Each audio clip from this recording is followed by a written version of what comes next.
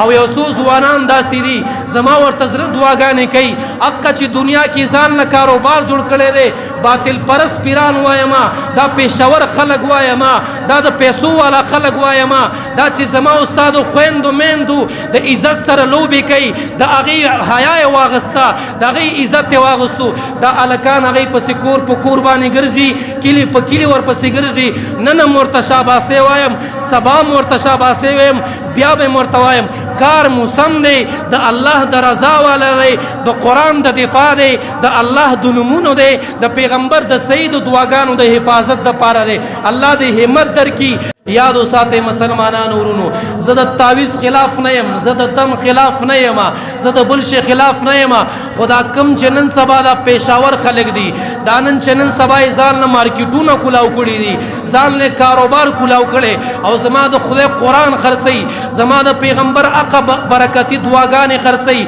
اسماء الحسنا خرڅوي ځان نه کاروبار جوړ کړی هر سړي ځان نه لیبل لګولی هر سړي ځان نه چاټ چاپ کړی او په هغې باندې لیکلي چیلنج هر مسئلے کا حل بذریعہ تعویذات یاد وساتئ یا خو په دې تعویذ کې به قرآن لیکي یا به اسماء الحسنا لیکي او یا به د پیغمبر پاک علیه السلام د خولې مبارکې دعاګانې لیکي کو دا لیکي بالکل په سر سترګو باندې ما ته منظوري دي کو د قرآن آیات لیکي ما ته منظور کو د اسماء الحسنا لیکي ما ته منظور کو د پیغمبر احادیث مبارکه کې چې کمې دعاګانې راغلي ما ته منظوري خو یاد وساته ته چې کم آیاتونه په قرآن هغه په تعویذ کې ولیکي دا تعویذ به د خره په لکۍ کې څه کوي دا تعویذ د غوا په لکۍ کې څه کوي دا تعویذ د ماشوم په خپه کې څه کوي دا تعویذ په ویاڼۍ کې څه کوي دا تعویذ په ګندګۍ کې څه کوي دا تعویذ په ډیران کې څه کوي زما د سترګو لیدلی حال دی زه پټې پناه خبرې نه کوم دقه د قرآن آیاتونه کو په کې تلي کې دا سبا ویاڼۍ ته لاړل ته په خپل لاس ته قرآن بېعزتي کې ته په خپل لاس د الله د مبارک نومونو بېعزتي کې ته په خپل لاس د پیغمبر د دعاګانو بېعزتي بې حرمتي کې تا ځان له کار روان کړی تا پې پیسې ځان نه ګټي تا پې ځان له کور واغستو تا پې ځان له موټر واغستو تا پې پروټوکول پیدا کړی خو د قرآن بېعزتي چې وشوه د دې جواب به څوک ورکوي د الله د نومونو بېعزتي چې وشوه د دې جواب به څوک ورکوي د پیغمبر دعاګانې چې سپکې شوې د دې جواب به څوک ورکوي زه افسوس سره وایم د خره په غاړه کې تعویذ مې کتلی د سپي په لکۍ کې تعویذ مې کتلی او مسلمانانو تعویذ کې کو د قرآن آیاتونه دي بیا د سپي په غاړه کې څه کوي بیا د خر په لکۍ کې څه کوي بیا د غوا په لکۍ کې څه کوي بیا د ماشوم په خپو کې څه کوي